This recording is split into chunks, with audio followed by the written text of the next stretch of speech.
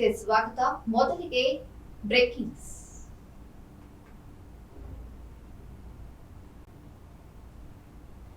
ರಾಜ್ಯದ ಜನತೆಗೆ ಮತ್ತೆ ಬೆಲೆ ಏರಿಕೆ ಶಾಕ್. ರಾಜ್ಯದ ಜನತೆಗೆ ಇದೀಗ ಮತ್ತೆ ಬೆಲೆ ಏರಿಕೆ ಶಾಕ್. ರಾಜ್ಯದಲ್ಲಿ ಮತ್ತೆ ಹಾಲಿನ ದರ ಏರಿಕೆ. ರಾಜ್ಯದಲ್ಲಿ ಇದೀಗ ಮತ್ತೆ ಹಾಲಿನ ದರ ಏರಿಕೆ. ಬೇಡಿಕೆ ಹೆಚ್ಚಾಯ್ತಾ ಹೊರ ರಾಜ್ಯದ ಹಾಲಿಗೆ? ನಮ್ಮ ರಾಜ್ಯದಲ್ಲಿ ಇದೀಗ ಬೇಡಿಕೆ ಹೆಚ್ಚಾಯ್ತಾ ಹೊರ ರಾಜ್ಯದ ಹಾಲಿಗೆ? ರಾಜ್ಯದಲ್ಲಿ ಒಂದಾದ ಮೇಲೊಂದು ಬೆಲೆ ಏರಿಕೆ ಶಾಕ್. ರಾಜ್ಯದಲ್ಲಿ ಒಂದಾದ ಮೇಲೊಂದು ಮತ್ತೆ ಬೆಲೆ ಏರಿಕೆ ಶಾಕ್. ಅಮೂಲ್ ಸೇರಿದಂತೆ ಮತ್ತಿತರ ಬ್ರ್ಯಾಂಡ್ ಹಾಲಿನ ಬೆಲೆ ಇದೀಗ ಹೆಚ್ಚಾಯ್ತಾ ಬೇಡಿಕೆ? ಹೊರ ರಾಜ್ಯದ ಹಾಲಿಗೆ ಇದೀಗ ರಾಜ್ಯದಲ್ಲಿ ಡಿಮ್ಯಾಂಡ್ ಅಪ್ಪೋ ಡಿಮ್ಯಾಂಡ್. ಎಸ್, ನಂದಿನಿ ಹಾಲಿನ ಬೆಲೆ ಇದೀಗ 4 ರೂಪಾಯಿಗೆ ಹೆಚ್ಚಳ ಆಗಿದೆ. ರಾಜ್ಯದಲ್ಲಿ ಜನರಿಗೆ ಬೆಲೆ ಏರಿಕೆಯ ಮತ್ತೊಂದು ಶಾಕ್ ಕೊಟ್ಟಿದೆ ಇದೀಗ ರಾಜ್ಯ ಸರ್ಕಾರ.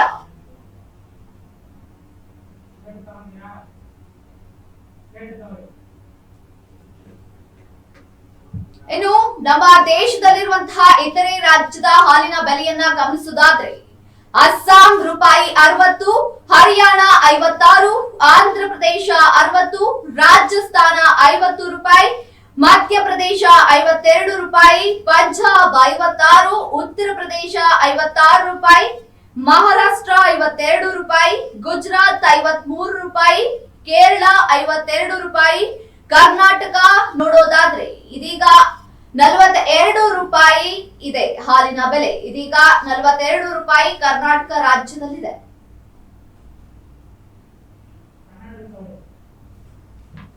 ಇನ್ನು ಕರ್ನಾಟಕದಲ್ಲಿರುವಂತಹ ಹಾಲಿನ ಬೆಲೆ ಇದೀಗ ಇರುವಂತಹ ಬೆಲೆ ಮತ್ತೆ ಮುಂದೆ ಬೆಲೆ ಏರಿಕೆ ಆಗಿರುವಂತಹ ಬೆಲೆಯನ್ನ ನೋಡೋದಾದ್ರೆ, ಹಾಲಿನ ಬೆಲೆಯನ್ನ ಗಮನಿಸೋದಾದ್ರೆ, ಟೋನ್ ಹಾಲು ನೀಲಿ ಪ್ಯಾಕೆಟ್ ನಲ್ಲಿ ಏನಿರುತ್ತೆ ಅದೀಗ ಪ್ರಸಕ್ತ ದರ 42 ರೂಪಾಯಿಯಿಂದ ಮತ್ತೆ ಪರಿಷ್ಕೃತ ದರ 46 ರೂಪಾಯಿಗೆ ಹೆಚ್ಚಳ ಆಗಿದೆ. ಇನ್ನು ಹೋಮೋಜಿನಿಸೈಡ್ ಹಾಲನ್ನ ನೋಡೋದಾದ್ರೆ ಈ ಟೋನ್ ಹಾಲಿನ ಬೆಲೆ ಇದೀಗ ಪ್ರಸಕ್ತ 43 ರೂಪಾಯಿಯಿಂದ ಮುಂದೆ 47 ರೂಪಾಯಿ ಬೆಲೆ ಏರಿಕೆ ಆಗಿದೆ. ಇನ್ನು ಹಸುವಿನ ಹಾಲು ಹಸಿರು ಪೊಟ್ಟಣದಲ್ಲಿ ಏನಿರುತ್ತೆ ಅದೀಗ ಸದ್ಯಕ್ಕೆ 46 ರೂಪಾಯಿ ಇದೆ. 50 ರೂಪಾಯಿಗೆ ಇದರ ಬೆಲೆ ಇದೀಗ ಹೆಚ್ಚಳ ಆಗಿದೆ. ಇನ್ನು ಶುಭಂ ಪ್ಯಾಕೆಟ್ ಅನ್ನ ಗಮನಿಸೋದಾದ್ರೆ, ಇದು ಕೇಸರಿ ಪೊಟ್ಟಣದಲ್ಲಿರುವಂತಹ ಶುಭಂ ಪ್ಯಾಕೆಟ್ ಅನ್ನ ಗಮನಿಸೋದಾದ್ರೆ ಪ್ರಸಕ್ತ 48 ರೂಪಾಯಿ ಇದ್ದು ಮುಂದೆ 52 ರೂಪಾಯಿಗೆ ಹೆಚ್ಚಳ ಆಗುವಂತಹ ಸಾಧ್ಯತೆ ಇದೆ. ಇನ್ನು ಮಸರಿನನ್ನ ನೋಡೋದಾದ್ರೆ 50 ರೂಪಾಯಿ ಇದೀಗ ಇದ್ದು ಪರಿಷ್ಕೃತ ದರ 54 ರೂಪಾಯಿಗೆ ಏರಿಕೆ ಆಗಿದೆ.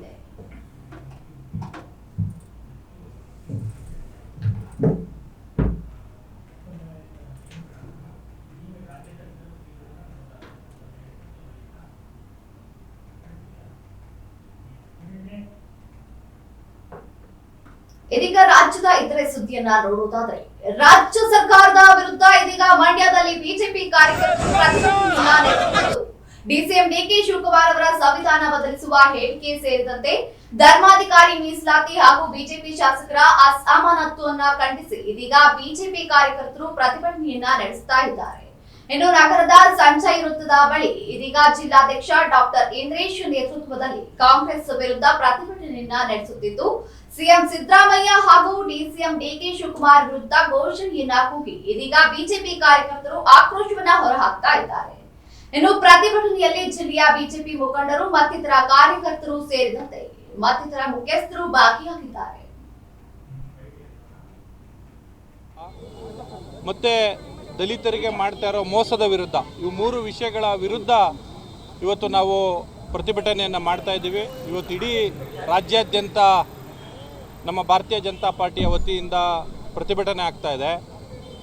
ಏನು ಡಿ ಕೆ ಶಿವಕುಮಾರ್ ಅವರು 4% ಗುತ್ತಿಗೆಯಲ್ಲಿ ಮೀಸಲಾತಿ ತರಬೇಕು ಅಂತೇಳಿ ಸಂವಿಧಾನವನ್ನೇ ನಾವು ಬದಲಾಯಿಸ್ತೀವಿ ಅನ್ನೋ ಕೀಳು ಮಟ್ಟಕ್ಕೆ ಇವತ್ತು ಇಳಿದಿದ್ದಾರೋ ಅದ್ರ ವಿರುದ್ಧ ನಾವು ಇವತ್ತು ಪ್ರತಿಭಟನೆಯನ್ನು ಮಾಡ್ತಾ ಇದ್ದೀವಿ. ಇವತ್ತು ತಮ್ಮೆಲ್ಲ ಮಾಧ್ಯಮಗಳ ಮೂಲಕ ನಾನು ಮನವಿ ಮಾಡ್ಕೊಳ್ತೇನೆ, ಕಾಂಗ್ರೆಸ್ ಸರ್ಕಾರ ಬಂದ ಮೇಲೆ ಗಾಢ ನಿದ್ರೆಯಲ್ಲಿರುವಂಥ ಎಲ್ಲ ದಲಿತ ಸಂಘಟನೆಗಳಿಗೆ ನಾನು ಮನವಿ ಮಾಡ್ತೇನೆ. ಇವತ್ತು ಸಂವಿಧಾನ ಚೇಂಜ್ ಮಾಡ್ತೀವಿ ಅಂತೇಳಿ, ಸಂವಿಧಾನ ಬದಲಾಯಿಸ್ತೀವಿ ಅಂತೇಳಿ ಹೇಳಿಕೆ ಕೊಟ್ಟರು ಕೂಡ ಯಾವ ದಲಿತ ಸಂಘಟನೆಗಳು ಕೂಡ ಒಂದೇ ಒಂದು ಚಕಾರ ಎತ್ತದಂತೆ ಗಾಢ ನಿದ್ರೆಯಲ್ಲಿರೋಂಥವ್ರಿಗೆ ನಾನಿವತ್ತು ಭಾರತೀಯ ಜನತಾ ಪಾರ್ಟಿಯಿಂದ ಮನವಿ ಮಾಡ್ತೀನಿ. ದಯಮಾಡಿ ತಾವೆಲ್ಲರೂ ಬಂದು ಕಾಂಗ್ರೆಸ್ ಸರ್ಕಾರದ ವಿರುದ್ಧ, ಈ ಡಿ.ಕೆ. ಶಿವಕುಮಾರ್ ಅವರ ವಿರುದ್ಧ ಪ್ರತಿಭಟನೆಯನ್ನು ಮಾಡಬೇಕು. ನಿಮ್ಗೇನಾದ್ರು ನಿಜವಾಗ್ಲೂ ಸಂವಿಧಾನದ ಮೇಲೆ ಗೌರವ ಇದ್ದರೆ, ಅಂಬೇಡ್ಕರ್ ಅವ್ರ ಮೇಲೆ ಏನಾದ್ರು ಗೌರವ ಇದ್ದರೆ, ನಿಜವಾಗ್ಲೂ ನಿಮ್ಗೇನಾದ್ರು ದಲಿತರ ಮೇಲೆ ಕಾಳಜಿ ಇದ್ದರೆ ದಯಮಾಡಿ ದಲಿತ ಸಂಘಟನೆಗಳೆಲ್ಲರೂ ಕೂಡ ಬಂದು ಇವತ್ತು ಬೀದಿಗಿಳಿಬೇಕು. ಇವತ್ತೇನು ಹೇಳಿಕೆ ಕೊಟ್ಟಿದ್ರು ಅದು ನಿಜಕ್ಕೂ ಕೂಡ ನಾವೆಲ್ಲ ಖಂಡಿಸ್ತೇವೆ. ಇದ್ರ ವಿರುದ್ಧ ಏನು ನಮ್ಮ ಭಾರತೀಯ ಜನತಾ ಪಾರ್ಟಿ ಒಂದು ಆಂದೋಲನವಾಗಿ ತಗೊಂಡು ಮುಂದಿನ ದಿವಸಗಳಲ್ಲಿ ಇನ್ನೂ ಹೆಚ್ಚಿನ ರೀತಿಯಲ್ಲಿ ಪ್ರತಿಭಟನೆಯನ್ನು ಮಾಡ್ತೇವೆ. ನಮ್ಮ ಅವರ ಒಂದು ಕೀಳು ಮನೋಭಾವ, ಅವರ ಒಂದು ಭಾಷೆ, ಅವರ ಒಂದು ನಡವಳಿಕೆ ಯಾವ ರೀತಿ ಇದೆ ಅಂತೇಳಿ, ಅವರ ಮನಸ್ಥಿತಿ ಯಾವ ರೀತಿ ಇದೆ ಅಂತೇಳಿ ಇವತ್ತು ಮಾನ್ಯ ಉಪಮುಖ್ಯಮಂತ್ರಿಗಳಾದಂಥ ಡಿ.ಕೆ. ಶಿವಕುಮಾರ್ ಅವರು ತೋರಿಸ್ಕೊಟ್ಟಿದ್ದಾರೆ.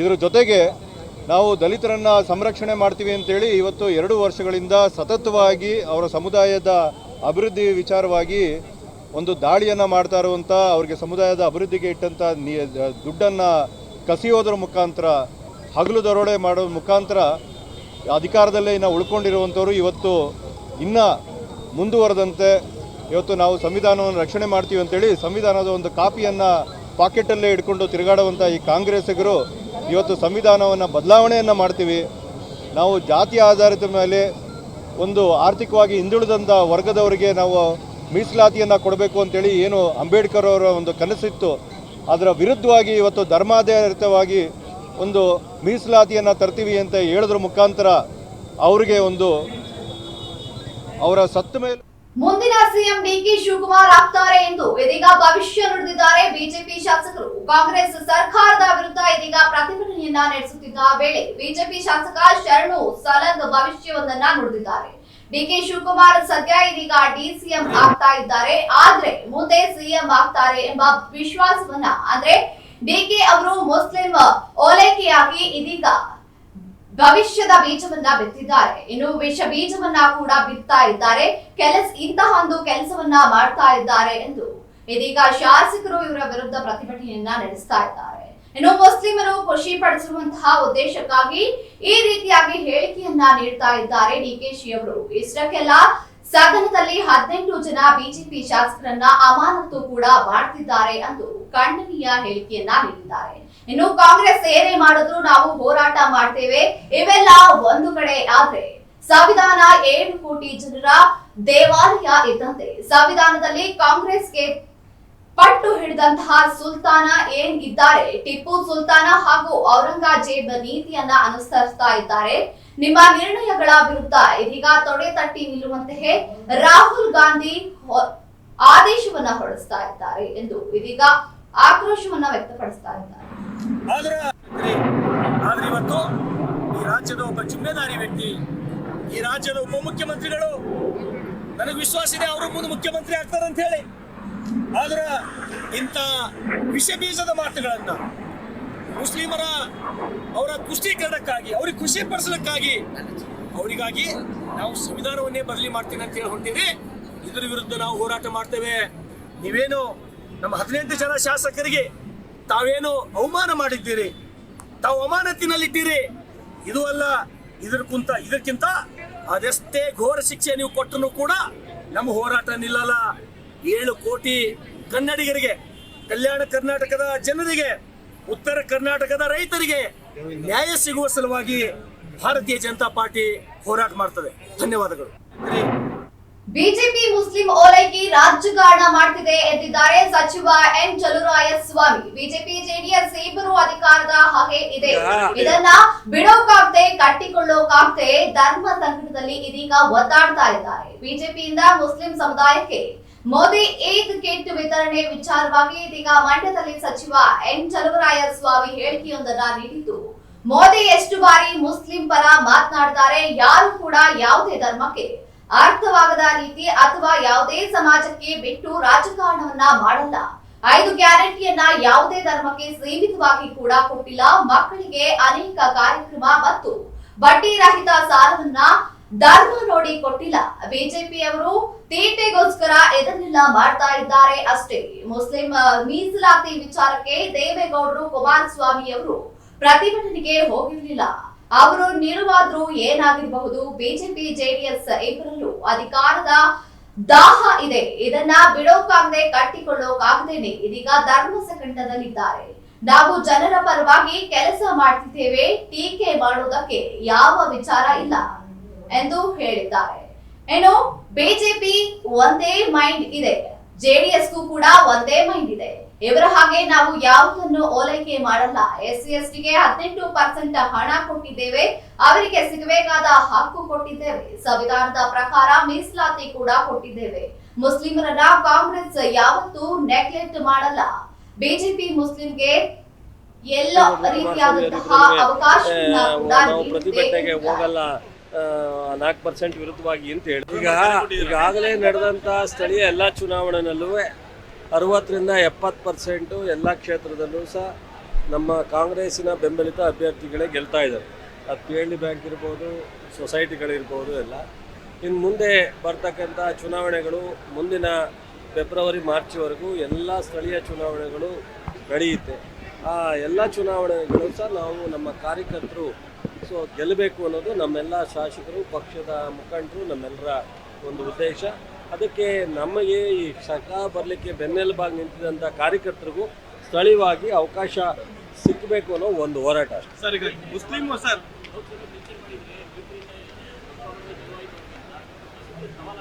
ನಾನು ಯಾರಿಗೂ ಸವಾಲು ಮಾಡಲ್ಲ. ನಮ್ಮ ಕಾರ್ಯಕರ್ತರಿಗೆ ಶಕ್ತಿ ತುಂಬ ಕೆಲಸ ಮಾಡ್ತೀವಿ.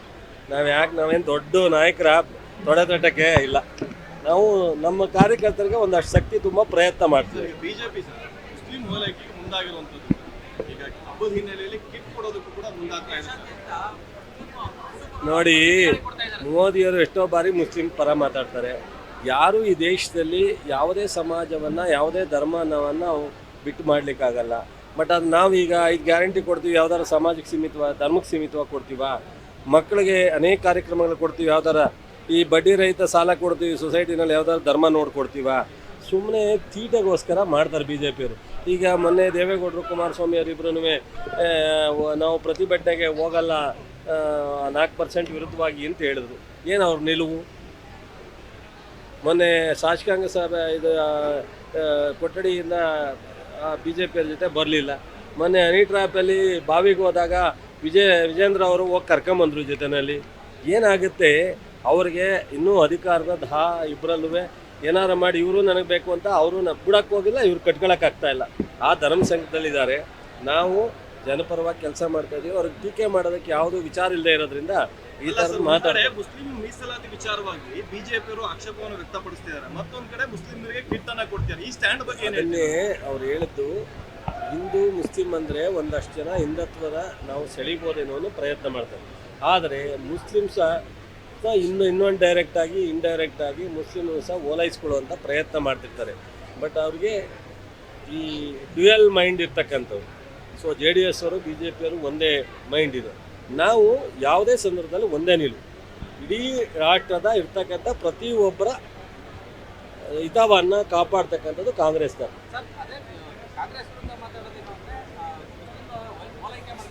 ನಾವು ಯಾವುದನ್ನು ಓಲೈಕೆ ಮಾಡೋ ಅವಕಾಶ ಇಲ್ಲ. ಈಗ SC/STಗೆ ನಾವು 18% ಹಣವನ್ನು 40,000 ಕೋಟಿಗಿಂತ ಹೆಚ್ಚು ಕೊಡ್ತಾ ಇದ್ದೀವಿ. ಯಾವುದು ರಾಷ್ಟ್ರ ಮಟ್ಟದಲ್ಲಿ ಕೊಡ್ತಾ ಇಲ್ಲ, ಯಾವ ರಾಜ್ಯ ನಾವು ಓಲೈಕೆ ಮಾಡಕ್ಕೆ ಕೊಡ್ತೀವ? ಅವ್ರಿಗೆ ಸಿಗಬೇಕಾದ ಹಕ್ಕನ್ನು ಕೊಟ್ಟಿದ್ದೀವಿ. ಈಗ ರೈತರಿಗೆ ನಾವು ಬಿತ್ತನೆ ಕೊಡ್ತೀವಿ, ಗೊಬ್ಬರ ಕೊಡ್ತೀವಿ, 5 ಲಕ್ಷ ಬಡ್ಡಿ ಇಲ್ಲದೆ ಇರೋ ಸಾಲ ಕೊಡ್ತೀವಿ, ಸಬ್ಸಿಡಿ ಕೊಡ್ತೀವಿ, ರೈತರು ಹೋಲಿಕೆ ಮಾಡ್ಕೊಂಡು ಕೊಡ್ತೀವಿ. ನಮ್ಮ ಕರ್ತವ್ಯ ಅವ್ರಿಗೆ ನಾವು ಬೆಂಬಲಕ್ಕೆ ನಿಲ್ಲಬೇಕಾಗುತ್ತೆ. ಅದಕ್ಕೋಸ್ಕರ ಕೊಡ್ತೀವಿ. ಅವ್ರು ಹಂಗೆ ಅನ್ಕೊಂಡ್ರೆ ಏನು ಮಾಡೋಕ್ಕಾಗುತ್ತೆ? ಈಗ ಇಲ್ಲಿವರೆಗೆ ಆದಂಥ ಮೀಸಲಾತಿನ ಯಾರಂತೆ? ರಾಷ್ಟ್ರದ ಬಂದಂಥ ಎಲ್ಲ ಸರ್ಕಾರಗಳು ಮೀಸಲಾತಿಯನ್ನು ಕಾನ್ಸ್ಟಿಟ್ಯೂಷನ್ ಪ್ರಕಾರ ನಾವು ಮಾಡಲೇಬೇಕಾಗುತ್ತೆ. ಅದನ್ನು ಮಾಡ್ಕೊಂಬಂದಿದ್ದೀವಿ. ಸುಮ್ಮನೆ ಏನೇನೋ ಒಂದು ಮಾತಾಡ್ತಾರೆ, ಅವ್ರಿಗೆ ವಿಚಾರ ಇಲ್ಲ, ಏನೋ ಒಂದು ಮಾತಾಡ್ತಾರೆ, ಬಿಡಿ. ಯಾವುದು? ಬೀದರ್ ಜಿಲ್ಲೆಯ ಬಸವ ಕಲ್ಯಾಣದಲ್ಲಿ ನಡೆದ ಸಾಮಾನ್ಯ ಸಭೆಯಲ್ಲಿ 2025-26ನೇ ಸಾಲಿನ 46 ಕೋಟಿ ಗಾತ್ರದ ಆಯವ್ಯಯ ಸಭೆಯ ಅಧ್ಯಕ್ಷತೆಯನ್ನ ND ಸಂಕೇತೋಗಿನ್ ಅವರು ಮಂಡಿಸಿದ್ದು ಪ್ರಸಕ್ತ ಸಾಲಿನ 46 ಕೋಟಿ ರೂಪಾಯಿ ಗಾತ್ರದ ಬಜೆಟ್ನಲ್ಲಿ 41 ಕೋಟಿ ಲಕ್ಷ ರೂಪಾಯಿ ಉಳಿತಾಯದ ಬಜೆಟ್ ಅನುಮೋದನೆ ನೀಡಲಾಗಿದೆ ಎಂದರು. ಇನ್ನು ಈ ಬಗ್ಗೆ ಸಭೆಯ ಸದಸ್ಯ ರವೀಂದ್ರ ಕುಮಾರ್ ಅವರು ಮಾತನಾಡಿ, ಪ್ರಸಕ್ತ ಸಾಲಿನ ಬಜೆಟ್ನಲ್ಲಿ ಶಿಕ್ಷಣ, ಆರೋಗ್ಯ, ಸ್ವಚ್ಛತೆ, ನಗರದ ಸೌಂದರ್ಯೀಕರಣ ಮತ್ತು ಕ್ರೀಡೆಯ ಉದ್ಯಾನವನಗಳ ಅಭಿವೃದ್ಧಿ ಸೇರಿದಂತೆ ಮೂಲಭೂತ ಸೌಕರ್ಯಗಳ ಅಭಿವೃದ್ಧಿಗೆ ಹೆಚ್ಚಿನ ಆದ್ಯತೆ ನೀಡಲಾಗಿದೆ ಎಂದು ಆಯವ್ಯಯದ ಮಂಡನೆಯನ್ನ ವಿವರಿಸಿದರು. ಖರ್ಚದೇನಪ್ಪ ಅಂದ್ರೆ ಅಂದಾಜು ವೆಚ್ಚ ಒಂದು ಅಂದಾಜು ಇಟ್ಕೊಂಡಿದ್ದೀವಿ. ಇವತ್ತು 2025-26 ಬಜೆಟನ್ನು ನಾವು ಮಂಡಿಸಿದ್ದೀವಿ.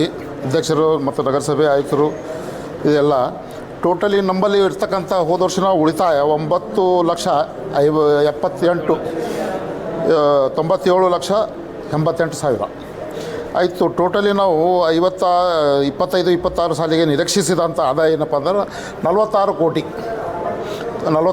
96 ಲಕ್ಷ ರೂಪಾಯಿ ನಾವು ಆದಾಯ ನಿರೀಕ್ಷಿಸಿದ್ವಿ.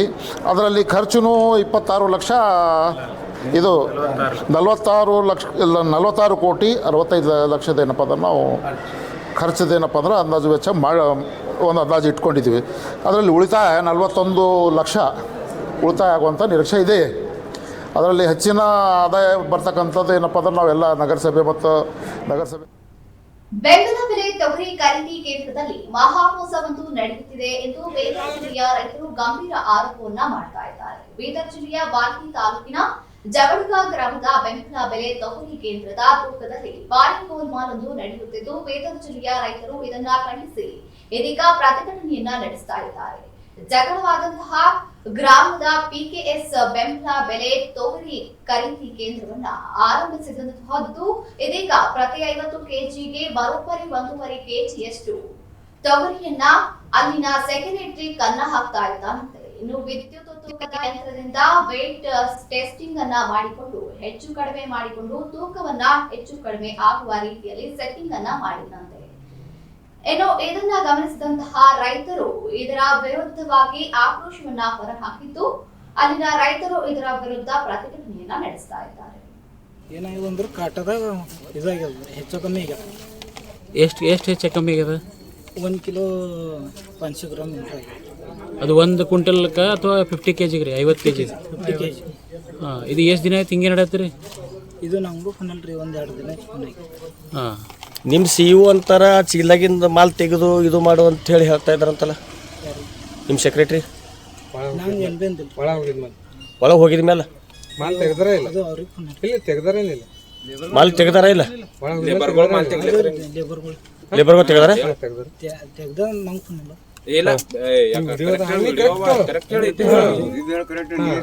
ಈಗ ನಿಂದು ಈ ತಗೋದ್ಲತ್ತಿರಲ್ಲ ಎಷ್ಟು ದಿನ ಐತಿ ಈ ಥರ ಆಗಿ? ನಂಗೆ 2 ದಿನ ಆಯ್ತು. 19 ತಾರೀಕು ಇಡ್ತದ ಬಿಟ್ಟ ಅದೇ 2 ದಿನ ಬಂದಿತ್ರಿ, ಅವು ಒಳಗೆ 2 ದಿನ ಬಂದು. ಈ ತೊಗರಿ ಖರೀದಿ ಕೇಂದ್ರ ಸ್ಟಾರ್ಟ್ ಮಾಡಿ ಎಷ್ಟು ದಿನ ಆಯ್ತು? 7 ತಾರೀಕು ಫೆಬ್ರವರಿ 7. ಮಾರ್ಚ್ 8 ತಾರೀಕಿನ ತೊಗರಿ ತಂದೀನಿ. ತೊಗರಿ ತಂದು ಹಾಕಿದೆ. ತೊಗರಿ ತಂದು ಹಾಕಿ ನಾ ಏನು ಕಾಟದ ಮುಂದೆ ನಿಂತೀನಿ. ಆ ಹಮಾಲ್ರಿ ಏನದಪ್ಪ ಅಂದ್ರೆ ನಂದು ಒಂದು ಚುಂಗಡಿ ಪೂರ ಹರ್ಸಿಕ್ಕಿವು. ಅದನ್ನ ಹೋಗಿ ಏನದ ಅಂದ್ರೆ ಸೆಕ್ರೆಟ್ರಿಗಳದ ಮತ್ತು ಡೈರೆಕ್ಟ್ರುಗಳದ ಅವ್ರು ಏನು ಮಾಡಿದ್ರು, ಸುಮ್ಮ ಅವ್ರಿಗೆ ಬೈದಂಗೆ ಮಾಡ್ರು. ಬೈದು ಏನದಪ್ಪ ಅಂದ್ರೆ ಹಂಗೆ ಮಾಡಬೇಕು ಹಿಂಗೆ ಮಾಡಬೇಕು ಅಂತಂದರು. ಅದಕ್ಕೆ ನಾ ಏನಂದ ಏನಾರ ತಪ್ಪಾಗಿರ್ಬೇಕಂತ ಅಲ್ಲೇ ಬಿಟ್ಟು ನಾ ಇದು ಮಾಡ್ಕೊಂಡು ಅದೊಂದು ಹೇಳೋದು ಸರಿ ಮಾಡಿ ಈ ಕಡೆ ಕೊಟ್ಟರು ನನಗೆ. ನಾವು ಅಂದ್ರೆ ಹಿಂಗೆ ನಿಮ್ಗೆ ಅನಿಸ್ತದ, ಹಿಂಗೆ ನಾನು ಮುಂದೆ ಏನಪ್ಪ ಅಂದ್ರೆ ಇದೇ ರೀತಿ ರೈತರಿಗೆ ನೇರ ಹೊಣೆ ಯಾರು? ಸೆಕ್ರೆಟರಿನಾ ಏನು ಸದಸ್ಯರ ಬಾಡಿ? ಸೆಕ್ರೆಟರಿ ಕೇಳ್ಬೇಕು ಯಾಕೆ ಆಗತ್ತಪ್ಪ ಹಿಂಗೆ ಮಾಡ್ಬಾರ್ದಂತ. ಅದ್ರ ಮಾತು ಮುಂದೆ ಆಗಿರಲ್ಲ ಮತ್ತೀಗ. ಇಲ್ಲ, ಈ ವಿಷಯಕ್ಕೆ ಸಂಬಂಧಪಟ್ಟ ಹಿಂದೆ ಸೋಯಾಬೀನ್ಗೆ ಆಗಿದಲ್ಲತ್ತಿರಲ್ಲ, ಅದೇ ರೀತಿ ಈ ವಿಷಯ ನಿಮ್ಮ ಸದಸ್ಯರದಾರಲ್ಲ ಅವ್ರ ಗಮನಕ್ಕೆ ತಂದಿರ ಏನು ತಂದಿಲ್ಲ? ಸೋಯಾಬೀನ್ ಟೈಮಿಗೆ ಆಗಿದೆ, ಯಾರು ಇದಕ್ಕೆ ಗಮನಕ್ಕೆ ತಂದಿಲ್ಲ, ಯಾರಿಗೆ ತಿಳಿದಿಲ್ಲ ಅವಾಗ. ಈಗ ಏನದಪ್ಪ ಅಂದ್ರೆ ಇವತ್ತು ಕರೆಕ್ಟ್ ಏನದಪ್ಪ ಅಂದ್ರೆ ಅವ್ರು ಏನದ ಚೆಕ್ ಮಾಡಿದ ಮೇಲೆ ಗೊತ್ತಾಗಿದೆ ಇಷ್ಟೆಲ್ಲ. ವೇಟ್ ಗೊತ್ತಾಗಿಲ್ಲ ಈಗ ತನಕ. ಅಂದ್ರೆ ಇಲ್ಲಿಗೆ ಎಷ್ಟು ಜನ ಕೂತಿರೋ ಅಷ್ಟು ಜನ ಅದೇ ರೀತಿ ಇಲ್ಲಿ ಯಾವ ಹಳ್ಳಿದ್ ಬರ್ತಾವ್ರಿ ಇಲ್ಲಿ? ಇಲ್ಲಿ ನಾವು ತೊಗರಿ ಹಾಕಿದ್ದೇವೆ. ತೊಗರಿ ಹಾಕಿದ್ಮೇಲೆ ಕಾಟದ ಫಾಲ್ಟ್ ಬಂತ್ರಿ. ಇದು 1.5 ತಿಂಗಳು ಆಯ್ತು ರೀ. 1.5 ತಿಂಗಳು ಆಯಿತು.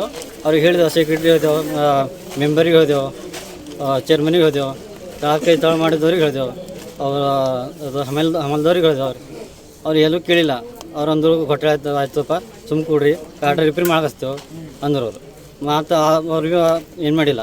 ಆಯ್ತು ಈಗ ಈ ತಾರೀಕಿಗೆ ಹೊಟ್ಟೆ ಆಯ್ತು ರೀ.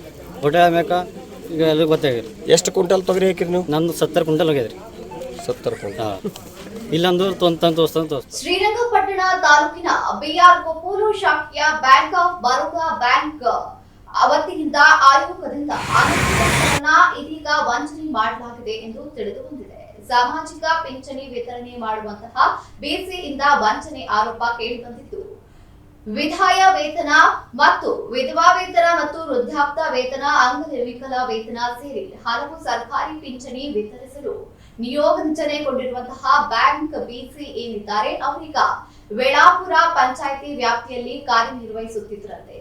ಈತ ತನ್ನ ವ್ಯಾಪ್ತಿಯ ಜನರಿಗೆ ಪಿಂಚಣಿ ವಿತರಣೆಯ ವೇಳೆ ಅನಕ್ಷರಸ್ಥರಿಗೆ ವಂಚನೆ ಮಾಡಿ ಅವರ ಸಹಿ ಪಡೆದು ಅವರಿಗೆ ಬರೋ ಹಣದಲ್ಲಿ ಅರ್ಧ ತಾನು ಪಡೆದು ಅರ್ಧ ಅವರಿಗೆ ನೀಡುತ್ತಿದ್ದ ಎಂಬ ವಂಚನೆ ಇದೀಗ ಇವರ ಮೇಲೆ ಪ್ರಕರಣವನ್ನ ದಾಖಲು ಮಾಡಲಾಗಿದೆ.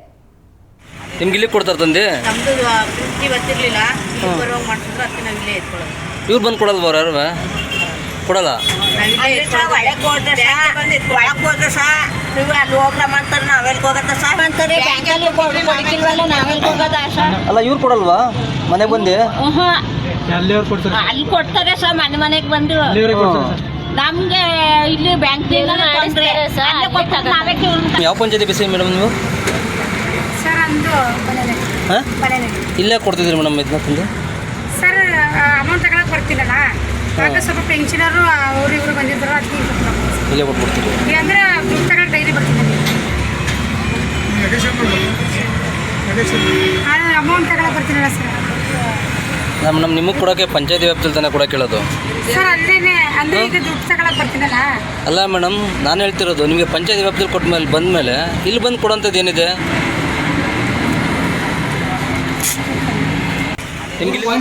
ಅಲ್ಲ, ಇಲ್ಲಿ ಕೊಟ್ಟಿರೋಂಥದ್ದು ಸೆಂಟ್ರಲ್ ಬ್ಯಾಂಕಿಂದ ಕೊಡುವಂಥ ಪಿಂಚಿನ ವಿಧನ ಜನಗಳಿಗೆ ಸರಿಯಾಗಿ ವಿತರಣೆ ಆಗ್ತಿಲ್ಲ. ಹೆಬ್ಬೆಟ್ಟು ಅದರಲ್ಲೂ ಕೂಡ ಅನಕ್ಷರಸ್ಥರಿಗೆ ಸರಿಯಾಗಿ ವಿತರಣೆ ಆಗದೆ 1 ತಿಂಗಳು ಕೊಡುವಂಥದ್ದು, 2 ತಿಂಗಳು ಉಳಿಸ್ಕೊಳ್ಳುವಂಥ ಕೆಲಸಗಳನ್ನ ಮಾಡ್ತಾ ಇದ್ದಾರೆ ಸಿಬ್ಬಂದಿಗಳು. ಏನು ಸರ್ ಇದು? ಸರ್ ನಾರ್ಮಲಿ ಆ ಥರ ಮಾಡೋದಿಲ್ಲ ಸರ್. ಆ ಟೈಪ್ ಯಾರಾದರೂ ಮಾಡ್ತಾ ಇದ್ದಾರೆ ಅಂತಂದರೆ ದಯವಿಟ್ಟು ಆ ಕಸ್ಟಮರ್ಸ್ ಬಂದು ರಿಟರ್ನ್ ಕಂಪ್ಲೇಂಟ್ ಒಂದು ಕೊಟ್ಟಿದ್ದಾರೆ ಅಂದರೆ ನಾವು ತನಿಖೆ ನಡೆಸಿ ಅದು ಯಾರು ಆ ಥರ ಮಾಡಿದಾರಲ್ಲ ಅವ್ರ ಮೇಲೆ ಕಾನೂನು ಪ್ರಕಾರ ಏನಿರುತ್ತಲ್ಲ ಅದು ಆ್ಯಕ್ಷನ್ ನಾವು ತೊಗೊತೀವಿ ಸರ್. ಈಗ ಬಿ ಸಿಗಳು ಈ ಥರ ಮಾಡಿದ್ರೆ ಅವ್ರಿಗೆ ಹೆಂಗೆ ಸರ್ ಇದು? ಪಾಸ್ಬುಕ್ ಇಲ್ಲ, ಏನಕ್ಕೆ ಪಾಸ್ಬುಕ್ ಕೊಡೋಲ್ಲ ಸರ್? ಈಗ ಅವ್ರಿಗೆ ಯಾರಿಗೆ ಪಾಸ್ಬುಕ್ ಕೊಡೋದಿಲ್ಲ? ಯಾರಿಗೂ ಪಾಸ್ಬುಕ್ ಕೊಡ್ತಿಲ್ಲ ಅಂತೆ ಸರ್. ಅಲ್ಲಿ ಪಾಸ್ಬುಕ್ ಕೊಡೋದಿಲ್ಲ ಸರ್, ಇಲ್ಲಿಗೆ ಬರುತ್ತೆ ಸರ್. ಪಾಸ್ಬುಕ್ ಇಲ್ಲಿ ತಗೋಬೇಕು ಸರ್. ಪಾಸ್ಬುಕ್ ಕೊಡೋದೇ ಇಲ್ಲ ಅಂತ ಹೇಳ್ತಾರೆ ನಿಮ್ಮ ಸ್ಟಾಫು. ಪಾಸ್ಬುಕ್ ಬರೋದೇ ಇಲ್ಲ ಅಂತ ಹೇಳ್ತಾರೆ ಸ್ಟಾಫು. ಆ ಥರ ಏನಿಲ್ಲ ಸರ್, ಬೇಕಿದ್ರೆ ಕರೆಸಿ ಅವ್ರು ಯಾರು ಇರ್ತಾರೋ ಪಾಸ್ಬುಕ್ ಕೊಡುವ ಸರ್. ಪಾಸ್ಬುಕ್ ಕೊಡೋದ ಅಂತ ಹೇಳ್ತಾರೆ. ಎರಡನೇದು ಸರ್, ಈಗ ಬಿ ಸಿ ಸೆಂಟರ್ಗಳು ಬೇರೆ ಬೇರೆ ಊರಿಗೆ ಕೊಟ್ಟಿರ್ತೀರಿ. ಬಿ ಸಿ ಸೆಂಟರ್ ಬಿ ಸಿಗಳನ್ನ ಇದು ಮಾಡಿರ್ತಾರೆ, ಅವ್ರು ಬೇರೆ ಬೇರೆ ಹೆಸರು ಊರಿಗೆ ಕೊಟ್ಟಿರ್ತೀರಿ. ಈಗ ಶೆಟ್ಟಹಳ್ಳಿ, ದಸ್ಕುಪ್ಪ ಇದ್ರ, ಬಟ್ ಅವರೆಲ್ಲನೂ ಇಲ್ಲೇ ಸ್ಟಾಫ್ ಪಕ್ಕದಲ್ಲಿ ಇಟ್ಕೋದ್ರಿ, ಬ್ಯಾಂಕ್ ಪಕ್ಕದಲ್ಲಿ ಇಟ್ಕೊಳಿಸ್ತೀವಿ ಸರ್. ಸ್ಟಾಫ್ ಪಕ್ಕನೇ ಅಂತ ಏನಿಲ್ಲ ಸರ್, 2-3 ಪಾಯಿಂಟ್ ಅಪಾಯಿಂಟ್ಮೆಂಟ್ ಮಾಡಿರ್ತೀವಿ ಸರ್. ಅಪಾಯಿಂಟ್ಮೆಂಟ್ ಮಾಡಿರೋದಲ್ಲಿ ಅಲ್ಲೊಂದು ಇಲ್ಲೊಂದು ಅಂತ ಹೇಳಿ ಮಾಡಿಕೊಟ್ಟಿರ್ತಾರೆ ಸರ್. ಇವಾಗ ಏನಾದರೂ ಟೆಕ್ನಿಕಲ್ ಇಶ್ಯೂ ಇದ್ದು ಹೇಳಿ ಬಂದಿರುವಾಗ ಸೂಪರ್ವೈಸರು ಬಂದು ರೆಡಿ ಮಾಡಿಕೊಟ್ಟು 1 or 2 ಟ್ರಾನ್ಸಾಕ್ಷನ್ ಟೆಸ್ಟಿಂಗ್ ಅಂತ ಹೇಳಿ ಮಾಡಿಕೊಡ್ತಾರೆ. ಇಲ್ಲಿ ಪಕ್ಕನೇ ಕೂರಿಸ್ಕೋಬೇಕು ಅಂತ ಯಾವುದೂ ಇಲ್ಲ ಸರ್. ಮತ್ತು ಪಕ್ಕದಲ್ಲೇ ಕೂತ್ಕೊಂಡು ಮಾಡ್ತಾರೆ. ನಾನೇ ಈಗ 3 ಕಡೆ ನೋಡಿದ್ದೀನಿ. ಅಲ್ಲಿ ಪಕ್ಕದಲ್ಲಿ ಅಂಗಡಿ ಪಕ್ಕದೊಂದು, ಮತ್ತೆ ಅಜಿತ್ ಅವ್ರದ್ದೊಂದು, ಅಲ್ಲಿ ಅಜಿತ್ ಶಾಪ್ ಅಂತ ಒಂದಿದೆ, ಮತ್ತೆ ಒಳಗಡೆ ಒಂದು ಇಟ್ಟಿದ್ದಾರೆ ಸರ್. 3 ಪಾಯಿಂಟ್ ಇಟ್ಟಿದ್ದಾರೆ. ಅಲ್ಲ, ಇಲ್ಲಿ ಕೊಟ್ಟಿರೋಂಥದ್ದು ಶೆಟ್ಟಹಳ್ಳಿ ಕೊಟ್ಟಿದ್ದೀರಿ. ಶೆಟ್ಟಹಳ್ಳಿ ನೋಡ್ರಿ, ಇಲ್ಲಿ ಭಾವನ ಗೊಬ್ಬರ ಅವ್ರು ಯಾವಾಗಲೂ ಇಲ್ಲೇ ಕೂತಿರ್ತಾರೆ, ಇಲ್ಲೇ ಬಿಸ್ನೆಸ್. ಸರ್ ಸಾಯಂಕಾಲ ಹೋಗಿ ಟ್ರಾನ್ಸಾಕ್ಷನ್ ಮಾಡ್ತಾರೆ ಸರ್. ಅವ್ರದ್ದು ಮಾಹಿತಿ ಏನಾದ್ರು ನಮಗೆ ಇದೆ. ನೀವು ಅವ್ರದ್ದು ಒಬ್ಬರದೇನ ಕಂಪ್ಲೇಂಟ್ ಇಲ್ಲ, ಬೇರೆಯವ್ರದ್ದನ್ನ ಎಲ್ಲ ಬೇರೆ ಬೇರೆ ಎಲ್ಲರೂ ಹಂಗೆ. ಯಾಕಂದ್ರೆ ಡೈಲಿ ನಾವು ನೋಡ್ತಾ ಇರೋದು, ಡೈಲಿ ಬೆಳಗ್ಗೆನೂ ಹೋಗ್ತಾರೆ, ಸಾಯಂಕಾಲನೂ ಹೋಗ್ತಾರೆ ಸರ್. ಮಾಹಿತಿ ಏನಾದ್ರು ಬೇಕು, ಎಲ್ಲಿಗೂ ಕೊಡ್ತಾ ಇದಾರೆ ಇಲ್ಲ ಅನ್ನೋದು ಅದ್ರದ್ದು ಡೀಟೇಲ್ಸ್ ಸಿಗುತ್ತೆ ಸರ್. ಈಗ ಕ್ರಮ ಏನು ಮಾಡ್ತೇವೆ ಸರ್ ಇಂಥ? ಅದೇ ಸರ್, ರಿಟರ್ನ್ ಕಸ್ಟಮರ್ ಕಂಪ್ಲೇಂಟ್ ಇವಾಗ ಯಾರಾದರೂ 2,000 ಡಿಡಕ್ಟ್ ಆಗಿದೆ, ಬರೀ 1,000 ಕೊಟ್ಟಿದ್ದಾರೆ ಅಂತ ಯಾರು ಇರ್ತಾರೋ ಅವ್ರದ್ದು ಸ್ಟೇಟ್ಮೆಂಟ್ ನನಗೆ ಏನಿದೆ ರಿಟರ್ನ್ ಕಂಪ್ಲೇಂಟ್ ಕೊಡಿ ಸರ್. ಇವಾಗ ನೀವು ಯಾವುದೇ ಒಂದು ಕಂಪ್ಲೇಂಟ್ ತೊಗೋಬೇಕಿದ್ರೆ ಪೊಲೀಸ್ ಸ್ಟೇಷನ್ಗೆ ಹೋಗ್ಬೋದು, ಇನ್ನೊಂದು ಕಡೆ ಹೋಗ್ಬೋದು, ಯಾವುದೇ ಒಂದು ರಿಟರ್ನ್ ಕೈಯಿಂದ ಹ್ಯಾಂಡ್ ರಿಟರ್ನ್ ಕೊಡ್ತಾರಲ್ಲ ಆ ಥರ ನನಗೆ ಕೊಡಿ ಸರ್. ನಮ್ಮ ಮೇಲೆ ಅಧಿಕಾರಿಗಳಿಗೆ ನಾನು ಕಳಿಸ್ಕೊಡ್ತೀನಿ. ಕಳಿಸ್ಕೊಟ್ಟಿದ ಮೇಲೆ ಅದೇನು ಕಾನೂನು ರೀತಿ ಏನಿರುತ್ತಲ್ಲ ಅದಾಗುತ್ತೆ. ಬ್ಯಾಂಕಿಂದ ಸನ್ರೈಸ್ ಪಬ್ಲಿಕ್ ಶಾಲೆಯ ಒಂದೇ ಶಾಲೆಯ 5 ವಿದ್ಯಾರ್ಥಿಗಳು ನವೋದಯ ವಸತಿ ಶಾಲೆ ಕೇಂದ್ರೀಯ ವಿದ್ಯಾಲಯಕ್ಕೆ ಆಯ್ಕೆಯಾಗಿದ್ದಾರೆ. ಮಳವಳ್ಳಿ ತಾಲೂಕಿನ ಶೆಟ್ಟಿಹಳ್ಳಿ ಬಳಿ ಇರುವಂತಹ ಸನ್ರೈಸ್ ಪಬ್ಲಿಕ್ ಶಾಲೆಯ ಒಂದೇ ಶಾಲೆಯ 5 ಜನ ವಿದ್ಯಾರ್ಥಿಗಳು ನವೋದಯ ವಸತಿ ಶಾಲೆ ಕೇಂದ್ರೀಯ ವಿದ್ಯಾಲಯಕ್ಕೆ ಆಯ್ಕೆಯಾಗಿದ್ದಾರೆ. ಅವರನ್ನ ನೋಡೋದಾದ್ರೆ ಅನನ್ಯ, ಚಮಂತ್, ರಿಷಿತ್, ಅನಪ್ರಿಯ, ಜಾನ್ವಿಕ್ ಈ 5 ವಿದ್ಯಾರ್ಥಿಗಳು ನವೋದಯ ವಸತಿ ಶಾಲೆಯ ಕೇಂದ್ರೀಯ ವಿದ್ಯಾಲಯಕ್ಕೆ ಆಯ್ಕೆಯಾಗಿದ್ದಾರೆ. ಇನ್ನು ಈ ವೇಳೆ ಆಡಳಿತ ಮಂಡಳಿಯ ಸಂಸ್ಥಾಪಕರಾದ ಕಾರ್ಯದರ್ಶಿಯಾಗಿರುವಂತಹ ದಿನೇಶ್ ಅವರು ಆಯ್ಕೆಯಾದ ವಿದ್ಯಾರ್ಥಿಗಳನ್ನ ಅಭಿನಂದಿಸಿ ಮಾತನಾಡಿದ್ದು, ನಮ್ಮ ಶಾಲೆಯಲ್ಲಿ 2019ರಿಂದ ಇಲ್ಲಿಯವರೆಗೆ 23 ವಿದ್ಯಾರ್ಥಿಗಳು ನವೋದಯಕ್ಕೆ ಆಯ್ಕೆಯಾಗಿದ್ದಾರೆ. ಇದಕ್ಕೆ ನಮ್ಮ ಶಿಕ್ಷಕರು ನೀಡಿರುವಂತಹ ಉತ್ತಮ ಶಿಕ್ಷಣ ಕಾರಣ ಎಂದರು. ಇನ್ನು ಇದೇ ವೇಳೆ ಆಯ್ಕೆಯಾದ ವಿದ್ಯಾರ್ಥಿನಿ ಅನನ್ಯ ಮಾತನಾಡಿ, ನಮ್ಮ ಶಾಲೆಯ ಶಿಕ್ಷಕರು ನೀಡಿದಂತಹ ಉತ್ತಮ ಗುಣಮಟ್ಟದ ವಿದ್ಯಾಭ್ಯಾಸದಿಂದ ಎಂದು ನಾನು ನವೋದಯಕ್ಕೆ ಆಯ್ಕೆಯಾಗಿದ್ದೇನೆ. ಶಾಲೆಯಲ್ಲಿ ವಿದ್ಯಾರ್ಥಿಗಳ ಸಂಖ್ಯೆ ಕಡಿಮೆಯಾಗುತ್ತಿದೆ. ಸ್ವಾರ್ಥವನ್ನ ಗಮನಿಸದೆ ಈಗಿನ ಕಾಲದಲ್ಲಿ ಸ್ವಾರ್ಥದ ವಿದ್ಯಾರ್ಥಿಗಳು ಇರುವುದಿಲ್ಲ. ಹಾಗಾಗಿ ಶಿಕ್ಷಕರು ಕೂಡ ಈ ರೀತಿಯಾಗಿರುವಂತಹ ಸ್ವಾರ್ಥವನ್ನ ಮೆರೆಯದೆ ನಮಗೆ ಉತ್ತಮ ಶಿಕ್ಷಣವನ್ನ ನೀಡಿದ್ದಾರೆ. ಅವರಿಗೆ ಅಭಿನಂದನೆಗಳು ಎಂದು ತಿಳಿಸಿದ್ದಾರೆ. ನನಗೆ ಹಾರ್ಡ್ ವರ್ಕ್ ಮಾಡಿಸಿ ತುಂಬ ಹೆಲ್ಪ್ ಮಾಡಿದ್ದಾರೆ. ಆಮೇಲೆ ದಿನೇಶ್ ಸರ್ ನನಗೆ ರಜಾ ಹಾಕೋಕ್ಕೆ ಕೊಟ್ಟಿದ್ದು, ಟೈಮ್ ಕೊಟ್ಟರು ವರ್ಕ್ ಮಾಡೋಕ್ಕೆ ಅಂತ. ಆಮೇಲೆ ಗೋಪಾಲ್ ಕೃಷ್ಣ ಸರು ನಮಗೆ ಹಾರ್ಡ್ ವರ್ಕ್ ಮಾಡೋಕ್ಕೆ ಅಂತ ತುಂಬ ಇದು ಮಾಡ್ತಿದ್ರು. ಅದಕ್ಕೆ ನಾನು ಅವ್ರಿಗೆಲ್ಲ ಧನ್ಯವಾದಗಳನ್ನ ತಲುಪಿಸ್ತೀನಿ. ಹೊರಗಡೆ ಹೊಂದಿರತಕ್ಕಂಥ ನವೋದಯದಲ್ಲಿ ಪ್ರವೇಶವನ್ನು ಪಡೆದಿರತಕ್ಕಂಥ ಎಲ್ಲ 5 ಮಕ್ಕಳುಗಳಿಗೆ ಒಂದು ಅಭಿನಂದನೆಗಳನ್ನು ಸಲ್ಲಿಸ್ತಾ ಶಾಲಾ ಶಿಕ್ಷಕರ ವತಿಯಿಂದ ಆಡಳಿತ ಮಂಡಳಿಯ ಪರವಾಗಿ ಅಭಿನಂದನೆಗಳನ್ನು ಸಲ್ಲಿಸ್ತಾ ಇದ್ದೀನಿ.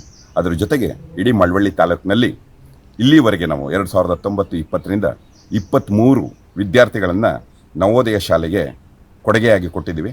ಇದು ನಮ್ಮ ಮೂಲಭೂತವಾದಂಥ ಶಿಕ್ಷಣವನ್ನು, ನಮ್ಮ ಗುಣಾತ್ಮಕವಾದಂಥ ಶಿಕ್ಷಣವನ್ನು ತೋರಿಸುತ್ತೆ ಅಂತ ಹೇಳೋದಕ್ಕೆ ನಾನು ಇಷ್ಟಪಡ್ತೀನಿ. ಅದರ ಜೊತೆಗೆ ನಮ್ಮೆಲ್ಲ ಶಿಕ್ಷಕರಿಗೂ, ಎಸ್ಪೆಷಲಿ 5ನೇ ತರಗತಿಯ ಶಿಕ್ಷಕರು ಮತ್ತು ಇಂಗ್ಲೀಷ್ ಮತ್ತು ಕನ್ನಡ ಎಲ್ಲವನ್ನು ಮಾಡಿದಂಥ ಮಕ್ಕಳನ್ನ ತಯಾರಿ ಮಾಡಿದಂಥ ಎಲ್ಲ ಶಿಕ್ಷಕರುಗಳಿಗೂ ಅಭಿನಂದನೆಗಳನ್ನು ಸಲ್ಲಿಸ್ತಾ ಇದ್ದೀನಿ. ಅಧಿಕಾರಿಗಳು ಸಾರ್ವಜನಿಕರಿಗೆ ಸ್ಪಂದಿಸಿದ ಜನರು ಅಧಿಕಾರಿಗಳ ಮೇಲೆ ಲೋಕಾಯುಕ್ತಕ್ಕೆ ದೂರೊಂದನ್ನ ನೀಡುವ ಸಂದರ್ಭ ಉದ್ಭವಿಸುವುದಿಲ್ಲ. ಜನರ ಕೆಲಸ ಮಾಡುವಲ್ಲಿ ಅಧಿಕಾರಿಗಳು ಹಣಕ್ಕೆ ಒತ್ತಾಯಿಸ್ತಾ ಇದ್ದಾರೆ. ಇವರ ವಿರುದ್ಧ ಕ್ರಮ ಖಚಿತ ಎಂದು ಲೋಕಾಯುಕ್ತ ಎಸ್ಪಿಬಿಬಿ ಲಕ್ಷ್ಮೀನಾರಾಯಣ ಅವರು ಎಚ್ಚರಿಕೆಯನ್ನ ನೀಡಿದ್ದಾರೆ. ಇನ್ನು ಪಟ್ಟಣದ ಗುರುಸಿದ್ದೇಶ್ವರ ಸಮುದಾಯ ಭವನದಲ್ಲಿ ಸಾರ್ವಜನಿಕರಿಂದ ಕುಂದುಕೊರತೆಗಳನ್ನ ಆಲಿಸಿ ಅವರ ಕುಂದುಕೊರತೆಯನ್ನ ಸ್ವೀಕರಿಸಿ ಮಾತನಾಡಿದಂತಹ ಲೋಕಾಯುಕ್ತ ಅವರು, ಇದೀಗ ಸರ್ಕಾರಿ ಅಧಿಕಾರಿಗಳು ನೌಕರರು ತಮ್ಮ ಅಧಿಕಾರ ಶಾಶ್ವತವಾಗಿರುವುದಿಲ್ಲ ಎಂಬುದನ್ನ ಮರೆಯಬಾರದು. ಅಧಿಕಾರವಿರುವುದು ಜನರ ಸೇವೆ ಮಾಡುವುದಕ್ಕಾಗಿ, ವಿನ ಜನರನ್ನ ಕೆಲಸ ಕಾರ್ಯಗಳಿಗೆ ಕಚೇರಿಯನ್ನ ಮತ್ತು ಮನೆಗೆ ಸುತ್ತಾಡಿಸುವುದಕ್ಕಾಗಿ ಅಲ್ಲ. ಅವರ ವಿರುದ್ಧ ಇದೀಗ ಕ್ರಮವನ್ನ ಜರುಗಿಸಲಾಗುತ್ತೆ. ಯಾವುದೇ ರೀತಿಯಾಗಿ ಕಂಪ್ಲೇಂಟ್ಸ್ ಇನ್ನು ಮುಂದೆ ನಮಗೆ ಬರಬಾರದು. ಈ ರೀತಿಯಾಗಿ ನೀವು ಎಲ್ಲ ಕೆಲಸವನ್ನ ಜನಸಾಮಾನ್ಯರಿಗೆ ಮಾಡಿಕೊಡಬೇಕು ಎಂದು ಎಚ್ಚರಿಕೆಯ ಕ್ರಮವನ್ನ ನೀಡಿದ್ದಾರೆ. ಇಲ್ಲ ಸರ್ಕಾರಿ ಜಾಗ, ಇಲ್ಲ ಜಾಗ ಓನರ್ ಇದ್ರೆ 1 ಎಕರೆನಾ 2 ಎಕರೆನಾ ಆರ್ಟಿಸಿ ಇದ್ರೆ ಅದರಲ್ಲಿ ಭೌತಿ ಖಾತೆಗೆ ಅರ್ಜಿ ಹಾಕೊಳ್ತಾರೆ. ಭೌತಿ ಖಾತೆಗೆ ಕೆಲವು ದಾಖಲಾತಿಗಳು ಬೇಕಾಗುತ್ತೆ. ಅವರ ವಂಶವೃಕ್ಷಣ ಇಲ್ಲ ಅವರೆಲ್ಲಾದರೂ ಅವರಿಬ್ಬರು ಎಲ್ಲರ ಬಗ್ಗೆ ತೀರ್ಮಾನಗಳನ್ನು ಅವರು ಮಾಡಿಕೊಂಡಿದ್ರೆ ಈಗಂತೂ ರಿಜಿಸ್ಟರ್ ಆಗಿರಬೇಕು. ಈಗ ಭೌತಿ ಖಾತೆ ಅವೆಲ್ಲ ಮಾಡಬೇಕು ನೇರವಾಗಿದ್ದರೆ ರಿಜಿಸ್ಟರ್ ಆಗಲೇಬೇಕು. ಮೊದಲೆಲ್ಲ ಪಾಲಿಕತ್ತು, ಪಂಚಾಯತಿ ಪಾಲಿಕತ್ತು ಅವರವರೇ ಮಾಡ್ಕೊಳ್ತಾ ಇದ್ರು, ಮಾಡ್ತಾ ಇದ್ರು. ಈಗ ನನಗೆ ಬೇಜಾರಾಗಿದೆ. ಯಾಕೆಂದರೆ ಆ ಮಹಾಶಯ ಭೌತಿ ಖಾತೆಗೆ ಅರ್ಜಿ ಕೊಟ್ಟಿದ್ರೆ ಅದಕ್ಕೆ ಏನು ಬೇಕು ಹೇಳಿ, ನಿಮಗೆ ವಂಶವೃಕ್ಷ ಕೊಡಿ, ನಿಮಗೆ ಓನರು ನೀವು ಅವ್ರ ಮಗಳ ಅನ್ನಲಿಕ್ಕೇನು ಮಗ ಅನ್ನಲಿಕ್ಕೇನು ಕಾರಣ ಕೊಡಿ, ಬೇರೆ ಏನ ಕೇಳಿ. ಪಕ್ಕದ ಯಾರು ಅಲ್ಲಿ ರಸ್ತೆ ಇದೆ ಅಂತ ಅರ್ಜಿ ಕೊಟ್ಟರೆ ನೀವು ರಿಪ್ಲೇಸ್ ಮಾಡಕ್ಕೆ ಬರ್ತದ. ಇಷ್ಟು ಜನ ಪಿಡಿಒಗಳಿದ್ದೀರಾ, ಪಿಡಿಒಗಳು ಎಷ್ಟು ಜನ ಇದ್ದೀರಾ?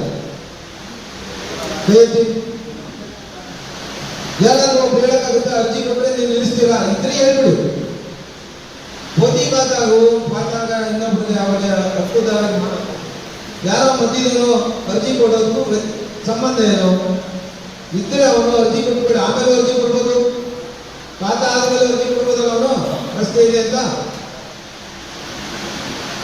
ನಿಯಮಗಳು ಇಲ್ಲದೆ ಇರೋವನ್ನ ಕಾರಣಗಳನ್ನ ಹುಡುಕ್ತೀರಾ. ಕಾರಣ ನಾನು ಪ್ರತಿ ಎಲ್ಲ ಕಡೆ ಹೇಳ್ತಾ ಇದ್ದೀನಿ. ಅದರಲ್ಲೂ ನಮ್ಮ ಅಧಿಕಾರಿಗಳು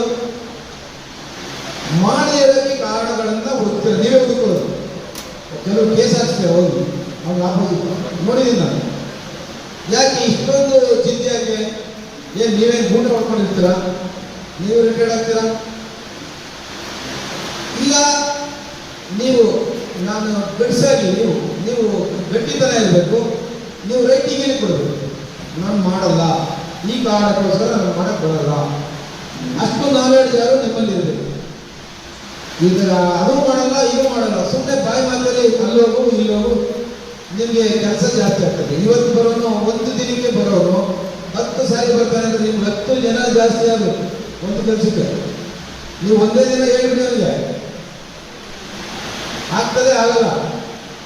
ಇಲ್ಲ ನಿಮಗೆ ಸಮಯಾವಕಾಶ ಬೇಕು, ದಾಖಲೆ ಕೊಡಬೇಕಾಗುತ್ತೆ, ಹೇಳಿ ಅವನಿಗೆ 1 ವಾರ ಟೈಮ್ ಕೊಡು, 15 ದಿನ ಟೈಮ್ ಕೊಡು, ಮಾಡ್ತೀವಿ.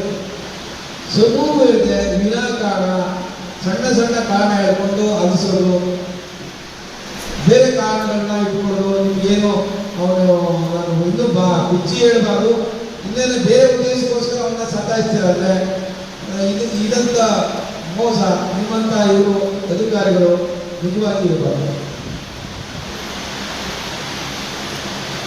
ನೀವು ಮಿಸ್ಟೇಕ್ಸ್ ಏನೇನು ಮಾಡ್ತೀರಿ.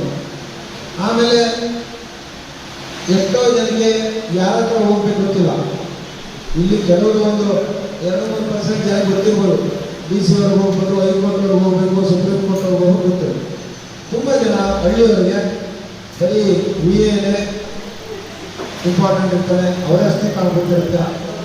ಇಲ್ಲ PDOನೇ ಅಷ್ಟೇ ಗೊತ್ತಿರುತ್ತೆ ಅವ್ರಿಗೆ, ಅಪೀಲ್ ಹಾಕೋದು ಮಾಡೋದು ಗೊತ್ತೇ ಇಲ್ಲ. ಈ ಖಾತಾ ಅಂತ ತಂದಿದ್ದೀರ, ಈ ಖಾತಾ ಅಂದ್ರೆ ಎಷ್ಟು ಜನ ಗೊತ್ತಿಲ್ಲ. ಇಲ್ಲಿ ಯಾಕೆ ಇವು ನಾನು ಹೇಳ್ತೀನಿ ಅಂದರೆ ಎಷ್ಟೋ ಸರ್ಕಾರಿ ಸ್ಕೀಮ್ಗಳು ಬರ್ತವೆ, ನೀವು ಈ ಖಾತಾ ಇಲ್ಲ ಅಂದರೆ ಅವರಿಗೆ ಮೋಸ ಆಗ್ತದೆ, ಮನೆ ಕಟ್ಕೊಳ್ಳೋಂಥ ಅವಕಾಶ ಹೋಗುತ್ತೆ, ಇನ್ನೇನೋ ಬರುತ್ತೆ. ಮೊನ್ನೆ ಅವಕಾಶದಿಂದ ವಂಚಿತರಾಗ್ತಾರೆ ನಿಮ್ಮ ಮಿಸ್ಟೇಕ್ಸಿಂದ.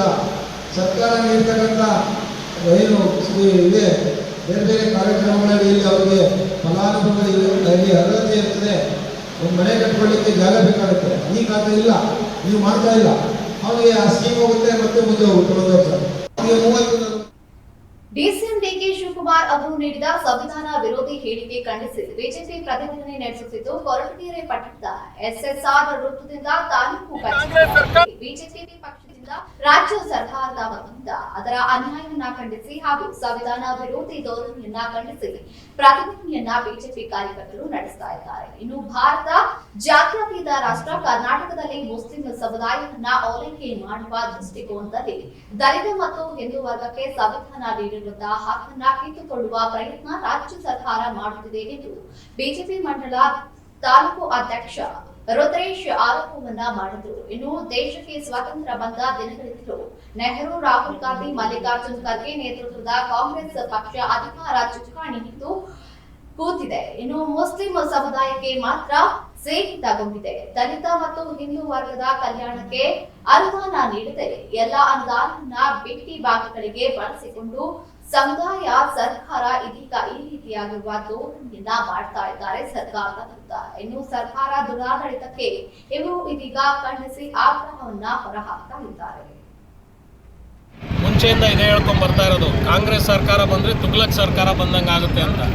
ಎಲ್ಲ ಇವ್ರ ನಿರ್ಧಾರಗಳು ಹೇಗಿರುತ್ತೆ ಅಂದರೆ ಜನ ವಿರೋಧಿಯಾಗಿರುತ್ತೆ. ಕಣ್ಣಿಗೆ ಸುಮ್ಮನೆ ಹಿಂಗೆ ಬೆಣ್ಣೆ ಒರೆಸ್ದಂಗೆ ಮಾಡಿ ಎಲ್ಲ ಭಾರಿ ಅನಾನುಕೂಲ ಮಾಡ್ತಿದ್ದಾರೆ ಜನಸಾಮಾನ್ಯರಿಗೆ. ನೋಡಿ, ಈಗ ನಮ್ಮ KPCC ಅಧ್ಯಕ್ಷರು ಅವರು ಒಂದು ರಾಜ್ಯದ ಅಧ್ಯಕ್ಷರಾಗಿ, ಕಾಂಗ್ರೆಸ್ ಅಧ್ಯಕ್ಷರಾಗಿ ಹಾಗೂ ಉಪಮುಖ್ಯಮಂತ್ರಿಗಳು, ಈಗ ರನ್ನಿಂಗ್ ಗೌರ್ಮೆಂಟಲ್ಲಿ ಉಪಮುಖ್ಯಮಂತ್ರಿಗಳಾಗಿ ಕೂಡ ಅವ್ರು ಏನು ಹೇಳ್ತಾರೆ, ಸಂವಿಧಾನ ಬದಲಾಯಿಸ್ತೀವಿ ನಾವು. ನಮ್ಮ ನಿಮ್ಗೆ ಸದನದಲ್ಲೇ ಗೊತ್ತಿರ್ಬೋದು ಹನಿ ಟ್ರ್ಯಾಪು. ಈಗ ರಾಜಣ್ಣ ಅವ್ರದ್ದು ಒಂದು ದೊಡ್ಡ ಇಡೀ ಒಬ್ಬ ಹಿರಿಯ ರಾಜಕಾರಣಿ ರಾಜಣ್ಣ ಅವ್ರಿಗೇನೆ ನಮ್ಮ ದೇಶದಲ್ಲಿ ನಮ್ಮ ಕಾನೂನು ಅವ್ರಿಗೇನೆ ನ್ಯಾಯ ಕೊಡಲಿಲ್ಲ ಅಂತಂದರೆ ಇನ್ನು ನಮ್ಮಂಥ ಜನಸಾಮಾನ್ಯರ ಕಥೆ ಏನಾಗಬೇಕು. ಸದನದಲ್ಲಿ ಅವರು ರಿಕ್ವೆಸ್ಟ್ ಮಾಡ್ತಾರೆ ಇದನ್ನು ತನಿಖೆ ಮಾಡಿ ಅಂತ ಹೇಳಿ, ಆ ತನಿಖೆನೂ ನೀವು ಮಾಡಲ್ಲ, ಯಾವುದೇ ಥರದಲ್ಲೂ ಅವ್ರಿಗೊಂದು ಸಹಕಾರ ಕೊಡಲ್ಲ. ಏನು ಹನಿ ಟ್ರ್ಯಾಪ್ ಅಂತ ನೀವುಗಳು ನಿಮ್ಮ ಕುರ್ಚಿಗೋಸ್ಕರ ನೀವುಗಳೇ ಕಿತ್ತಾಡ್ಕೊಂಡು ಅವ್ರ ಮೇಲೆ ಇವ್ರ ಮೇಲೆ ಅವರು ನಿಮ್ಗಳ ಕಿತ್ತಾಟದಲ್ಲಿ ದೇಶ ನಮ್ಮ ರಾಜ್ಯ ಯಾವ ಪರಿಸ್ಥಿತಿಗೆ ಹೋಗಿದೆ. ನಿಮ್ಮಲ್ಲಿ ಬಜೆಟ್ ಮಾಡೋಕ್ಕೆ ನಿಮ್ಮ ಹತ್ರ ದುಡ್ಡಿಲ್ಲ. ಸರ್ಕಾರನ ಏನು ಒಂದು ನಮ್ಮ ಆರ್ಥಿಕತೆನ ದಿವಾಳಿ ತಾಂಡೋಗ್ತಾ ಇದ್ದೀರಾ. ಈ ಥರ ಆಗ್ತಾ ಇರೋದ್ರಿಂದ ದಯಮಾಡಿ ಈ ಏನು DK ಶಿವಕುಮಾರ್ ಅವರು ಒಂದು ಮಹಾನ್ ತಪ್ಪು ಮಾಡಿದ್ದಾರೆ. ಸಂವಿಧಾನನ ಬದಲಿಸ್ತೀನಿ ಅಂತ ಹೇಳಿಕೆ ಕೊಟ್ಟಿರೋದು ಮಹಾನ್ ಘೋರ ಅಪರಾಧ. ಅದು ದಯಮಾಡಿ ಈ ಕೂಡಲೇ ನಾವು ರಾಜ್ಯ ಸರ್ಕಾರಕ್ಕೆ ಆಗ್ರಹ ಮಾಡ್ತಾ ಇದ್ದೀವಿ. ಸಿದ್ದರಾಮಯ್ಯರು ಈ ಕೂಡಲೇ DK ಶಿವಕುಮಾರ್ನ ವಜಾ ಮಾಡಬೇಕು. DK ಶಿವಕುಮಾರ್ ಅವರು ಬೇಷರತ್ತಾಗಿ ಬಂದು ನಾನು ಅದಕ್ಕೆ ಕ್ಷಮಾಪಣೆ ಕೇಳಬೇಕು ಅಂತ ಹೇಳಿ ನಮ್ಮ ಕೊರಟಗೆರೆ ಮಂಡಲದ ಎಲ್ಲ BJP ಮುಖಂಡರ ಪರವಾಗಿ ನಾನು ಒತ್ತಾಯ ಮಾಡ್ತೀನಿ. ಈ ದಿನ ನಮ್ಮ ಪವನ್ ಅವರು ನಮ್ಮ ಮುಖಂಡರು ಅವರ ನೇತೃತ್ವದಲ್ಲಿ ಹಾಗೂ ನಮ್ಮ ಎಲ್ಲ BJPಯ ಮುಖಂಡರುಗಳ ನೇತೃತ್ವದಲ್ಲಿ ನಾವು ಈ ದಿನ ಪ್ರತಿಭಟನೆ ಮಾಡ್ತಾ ಇದ್ದೀವಿ. ದಯಮಾಡಿ ಏನು ನಮ್ಮ ಅದಾದಮೇಲೆ ಸಂವಿಧಾನದ ಬಗ್ಗೆ ಇದೇನು ಇವರು ತುಷ್ಟೀಕರಣ ಕೊಟ್ಟಿರೋದ್ರ ಬಗ್ಗೆ ಇದರಲ್ಲಿ ಸದನದಲ್ಲಿ ನಮ್ಮ ಶಾಸಕರುಗಳು ಒಂದು ಹೋರಾಟ ಮಾಡಿದ್ರೆ ಸಸ್ಪೆಂಡ್ ಮಾಡ್ತಾರೆ. ಯಾವ ಲೆವೆಲ್ಗೆ ಇವರು ತೊಗಲಕ್ ದರ್ಬಾರ್ ಮಾಡ್ತಾ ಇದ್ದಾರೆ. ಇದು ಸರ್ಕಾರ ಬರೀ ತೊಗಲಕ್ ಸರ್ಕಾರ ಆಗಿದೆ. ಅದನ್ನು ಈ BJP ಕೊರಟಗೆರೆ ಮಂಡಲ ಇದನ್ನು ಖಂಡಿಸ್ತಾ ಇದೆ.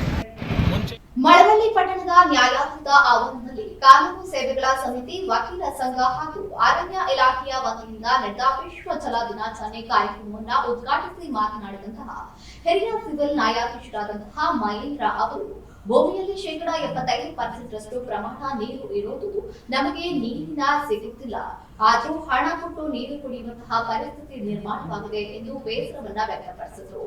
ಇನ್ನು ಇದೇ ವೇಳೆ ವಕೀಲ ಸಂಘದ ಅಧ್ಯಕ್ಷ ಸುಂದರ್ ಮಾತನಾಡಿ, ಈ ಹಿಂದೆ ಕೆರೆ, ಬಾವಿ ಎಲ್ಲ ಕಡೆ ನೀರು ಸಿಗುತ್ತಿತ್ತು, ಆದ್ರೆ ಈಗ ನೀರು ಬತ್ತಿ ಹೋಗಿದೆ. ಇದಕ್ಕೆ ಕಾರಣ ಗಿಡಮರಗಳನ್ನ ನಾಶ ಮಾಡುತ್ತಿರುವುದು. ನಾವೆಲ್ಲರೂ ಗಿಡವನ್ನ ಬೆಳೆಸಬೇಕು ಎಂದರು. ನಮಸ್ಕಾರ. ನೀರಿನ ದಿನಾಚರಣೆ ವಾಟರ್ ಡೇಯನ್ನು ಈ ದಿನ ಮಾಡ್ತಾ ಇದ್ದೀವಿ. 1993ರಿಂದ ಜಲ ದಿನಾಚರಣೆಯನ್ನು ಆಚರಣೆ ಮಾಡಲು ಪ್ರಾರಂಭ ಆಯಿತು. ಪ್ರತಿ ವರ್ಷ ಮಾರ್ಚ್ 22ನೇ ತಾರೀಕು ಈ ಒಂದು ಜಲ ದಿನಾಚರಣೆಯನ್ನು ಆಚರಣೆ ಮಾಡ್ತೀವಿ. ಇದರ ಉದ್ದೇಶ ಏನಂತಂದರೆ ಜಲದ ಮಹತ್ವ ಏನು, ನೀರಿನ ಮಹತ್ವ ಏನು ಅಂತ ತಿಳಿಸೋಕ್ಕೋಸ್ಕರ ಈ ಒಂದು ಕಾರ್ಯಕ್ರಮವನ್ನು ಮಾಡ್ತಾಯಿದ್ವಿ. ತಮಗೆಲ್ಲ ಗೊತ್ತು ನೀರಿನ ಮಹತ್ವ ಎಷ್ಟಿದೆ ಅಂತ. ನಾವೆಲ್ಲ ಈ ಹಿಂದೆ ನೀರಿಗೆ ದುಡ್ಡು ಕೊಡ್ತಿರಲಿಲ್ಲ, ಹಾಗೆ ಸಿಗ್ತಾಯಿತ್ತು.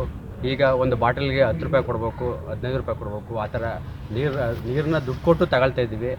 ಹಾಲಿಗೆ ದುಡ್ಡು ಅರ್ಧ ಲೀಟ್ರಿಗೆ 12 ರೂಪಾಯಿ 13 ರೂಪಾಯಿ ಇದ್ದರೆ ನೀರಿಗೆ 10 ರೂಪಾಯಿ 12 ರೂಪಾಯಿ ಇರುತ್ತೆ. ಅಂದರೆ ಹಾಲು ರೇಟ್ ಅಷ್ಟೇ ನೀರಿನ ರೇಟು ಇವಾಗ ಇದೆ. ಅಂದರೆ ನೀರಿನ ಮಹತ್ವ ಈಗ ನಮಗೆ ಗೊತ್ತಾಗ್ತಾಯಿದೆ. ನೆಕ್ಸ್ಟು ಬೇಸಿಗೆ ಬಂದ ನಂತರ ಇನ್ನೂ ಹೆಚ್ಚಿನ ಮಹತ್ವ, ನೀರಿನ ಮಹತ್ವ ಗೊತ್ತಾಗ್ತಾಯಿದೆ.